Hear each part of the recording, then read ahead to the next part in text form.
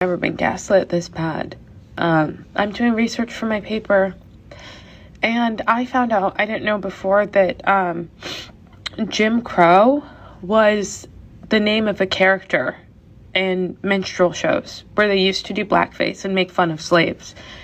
I didn't know that Jim Crow was likely the name of a young slave that the songwriter saw as he was going by on the road, and he said that the man was severely crippled, but still he was dancing, and that became the foundation of Jim Crow. So that musician proceeded to cover his face with tar and perform wearing ripped up rags, and that was the representation of the black community.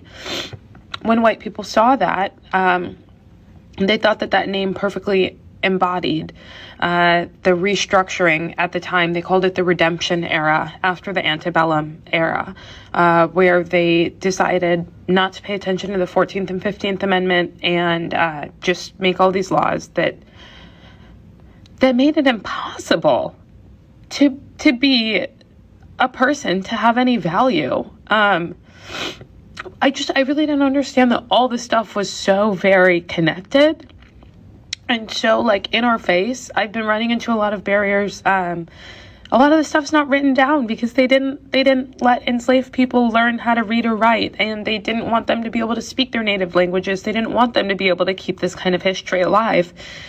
And I get why, because I'm literally sitting here in a study room by myself, crying in front of my screen because I can't believe they treated people like this and called themselves the civilized ones.